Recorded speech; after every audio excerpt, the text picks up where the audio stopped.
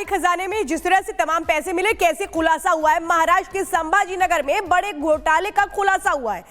सरकारी खजाने में आरोपी हर्षल ने चुराए करोड़ों रुपए। इंटरनेट बैंकिंग के जरिए लगभग 13 खातों में ये पैसे ट्रांसफर किए गए, जो डिटेल निकलकर सामने आती है। इसी के बाद आरोपी हर्षल ने BMW गाड़ी खरीद ली और इसी के बाद ये पूरा मामला सामने निकल कर आता है। हर्षल ने गर्लफ्रेंड को गिफ्ट किए 4 BHK फ्लैट, खेल परिसर में कंप्यूटर ऑपरेटर है आरोपी। और इतना पैसा, आरोपी हर्षल की सैलरी मात्र 13,000 रुपए प्रति महीना है, लेकिन इतना सब उसने कर लिया। साथी कर्मचारी के साथ मिलकर घटना को अंजाम दिया। पुलिस ने घोटाले में 2 आरोपियों को गिरफ्तार किया है, तो सभी खाते और दस्तावेजों को सीज कर दिया गया है इस मामले में।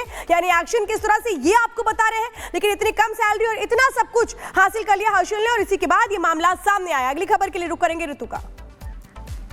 तो देखिए बढ़ेंगे आगे और अब बात संभल की करेंगे, जहां संभल में लगातार विरासत की जो खोज है वो लगातार जारी है। संभल में प्राचीन बावड़ी की खुदाई फिर से शुरू हो चुकी है। आपको बता दें लगातार खुदाई की जा रही है और एक तरफ एएसआई भी अपनी जांच कर रही है। 2 तस्वीर इस वक्त टीवी स्क्रीन पर आपको दिखा रहे हैं। संभल विरासत और तमाम जो सबूत है सनातन के वो एक-एक कर अब निकलकर सामने आ रहे हैं। और संभल की बावड़ी जो कि एक खजाने के तौर पर इस वक्त जो तमाम हिंदू लोग हैं, जो सनातनी है, वो देख रहे हैं।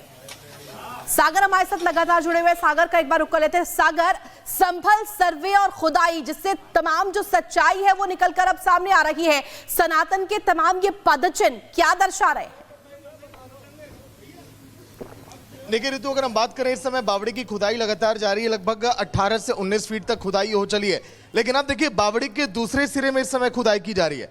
एएसआई की टीम जब यहाँ पर पहुंची, राजस्व विभाग की टीम पहुंची, तो उन्हें यहाँ पर देखिए कुछ यहाँ पर सबूत मिले, जिसके आधार पर अब देखिए यहाँ की खुदाई अब की जा रही है। तस्वीरें आपको दिखा रहे हैं जो दूसरे सिरे पर खुदाई की जा रही है, और यहाँ पर देखिए किस तरह से लगातार अब यहाँ पर सुराग ही बनता चला जा रहा है थोड़ी सी खुदाई के बाद, क्योंकि राजस्व विभाग की टीम जब सुबह पहुंची उसके बाद उन्हें निर्देश ये दिया गया।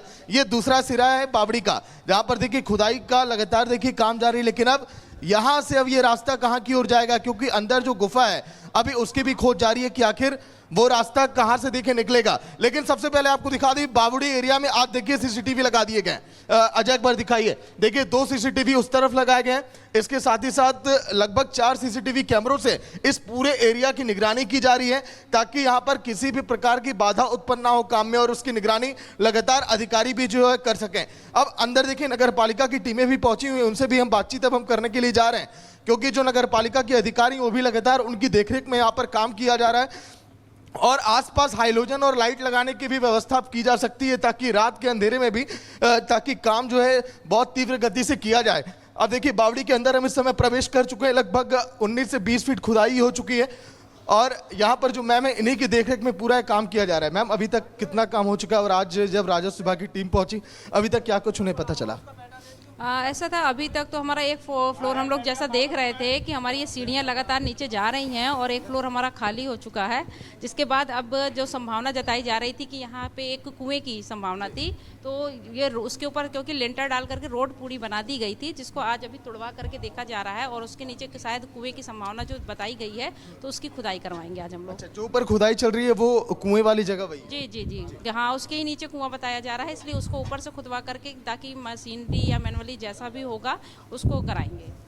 लेकिन फिलहाल अभी खुदाई कितने फीट तक हो चुकी है, और क्या लग रहा है मजदूरों की संख्या और बढ़ाई जाएगी ताकि काम और तेज गति से किया जाए? जी जी जी, अभी तो हम लोग क्योंकि देख रहे होंगे आप लोग 12-15 फुट तक हम लोग नीचे जा चुके हैं, और अभी क्योंकि संभावना है कि शायद 15 फीट नीचे और है, तो इसलिए जो है हम लोग लगातार प्रयास है कि भाई ज़्यादा से ज़्यादा जल्दी काम निपटाया जा सके और ज़्यादा जल्दी काम हो सके यहाँ पे, तो लेबर भी बढ़ाई जाएगी। ठीक है, चलिए एक बार देखिए ऋतु तस्वीरों को दिखा दे, क्योंकि देखिए जिस तरह से नगर पालिका के अधिकारी ने बताया, जो ऊपर तस्वीर हम दिखा पा रहे थे कुएं की तस्वीर है, और इस कुएं की खोज लगातार जारी थी कि आखिर बावड़ी के अंदर वो कुआं कहां पर है। जो तस्वीर सामने आप देख पा रही हैं, ये कहा जा रहा है कि ये कुआं है, और अब इस कुएं की खोज पिछले काफी दिनों से जारी थी कि आखिर बावड़ी के अंदर ये कुआं कहां पर है। इस कुएं के ऊपर देखिए मिट्टी डालकर इस कुएं को पूरी तरह से ढक दिया गया था। कुएं की गहराई को देखकर अंदाजा आप लगाइए। अब देखिए ये कुआं है जिसको ढक दिया गया था, अब यहां से मिट्टी हटाई जा रही है। अब आगे आखिर ये कुआं देखिए स्थल, क्योंकि लगातार जो तमाम अधिकारी एएसआई की टीम लगातार इसी जांच में लगी थी। सर कुएं की खोज लगातार जारी थी, अब कुआं भी मिल चुका है, क्या कुछ इसको लेकर? तो देखिए ये भी उसी टीम का हिस्सा है, लेकिन अभी बताने से कुछ भी देखिए गुरेज कर रहे हैं। लेकिन अब जो है आसपास की सुरक्षा व्यवस्था के साथ ही साथ पुलिसकर्मी भी यहाँ पर अब बढ़ा दिए गए हैं। लेकिन अब हम आपको तस्वीर अब दिखाएं आगे की। मजदूर भाई लोग जो लगे हैं और इसके साथ ही साथ तमाम अधिकारी भी अंदर लगे हैं। सीढ़ियां जो हम आपको दिखा रहे हैं नीचे, जो सीढ़ियां यहाँ पर नीचे जा रही हैं, अगर हम बात करें तो अभी ये सीढ़ियां और नीचे तक अब पहुंचेंगी। आम लोग जो यहाँ पर हैं, देखिए उनके बीच भी काफी कौतूहल का विषय बनाया जाए। एक बार आइए आम लोगों से भी जानना चाहेंगे कि आखिर उनके जहन में क्या कुछ है, क्योंकि आसपास देखिए कैमरे लगा दिए गए हैं। क्या कुछ है जानकारी बावड़ी को लेकर, जिस तरह से कई लोग दावे कर रहे हैं, हिंदू पक्ष के लोग, मुस्लिम पक्ष के लोग, आप क्या कहेंगे? बाबरी तो जो है ना, ये बाबरी तो जो है बहुत टाइम से ही है, समझे। इसमें 2 ही मंजिल निकलेगा, कुछ ना निकलेगा और कुआं है बस।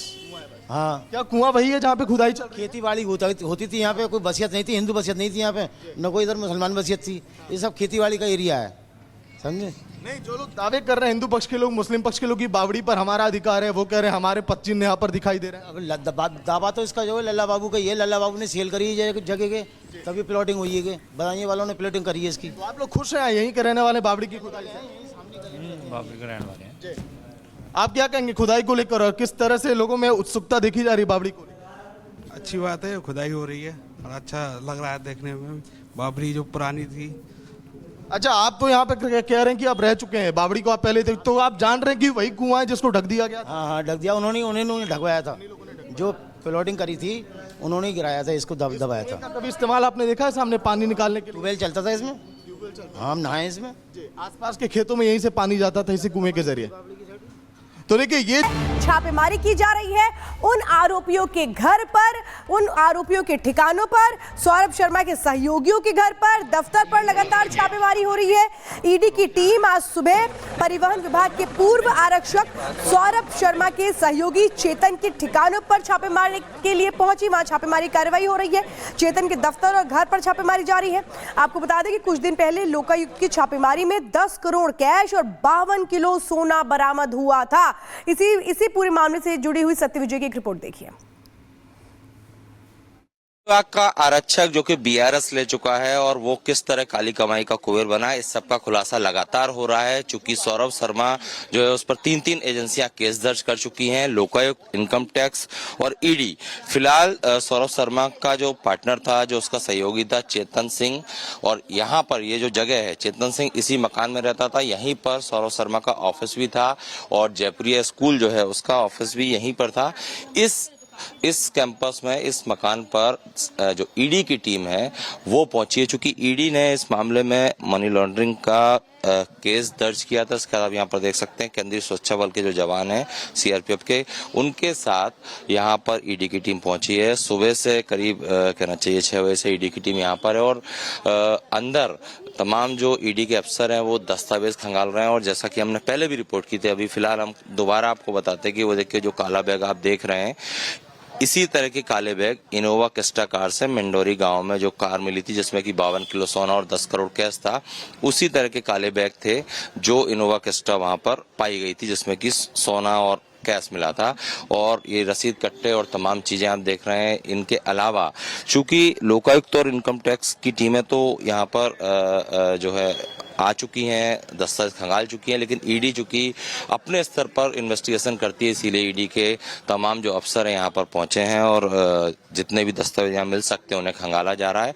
ये देखिए एक जो ईडी का अधिकारी है वो चूंकि ऑफिस, कैंपस और घर काफी बड़ा, एक रूम से दूसरे रूम में जा रहे हैं। और यहीं से चूंकि इसी मकान से, चेतन सिंह गौर के इसी आवास से 234 किलो चांदी भी बरामद हुई थी। इसके अलावा करीब 2 से 3 करोड़ रुपए कैश भी मिला था। तो लोकायुक्त, ईडी, इनकम टैक्स सभी का जो इन्वेस्टिगेशन है वो इसी ओर है कि सौरभ शर्मा जो है और उसके जो पार्टनर हैं, इनके पास इतना काला धन कहां से आया। परिवहन विभाग का ये पैसा है और जिस तरह से जो इनकम टैक्स को डायरी मिली, लोकायुक्त को तमाम रजिस्ट्रियों के दस्तावेज मिले और इनकी जितने भी सहयोगी हैं, इन सब का पूरा जो नेक्सस है, जो पूरा नेटवर्क है, उसे खंगालने के लिए डायरी में जो नाम बड़े रसूखदार लोगों के हैं, दस्तावेज जो मिले हैं, उन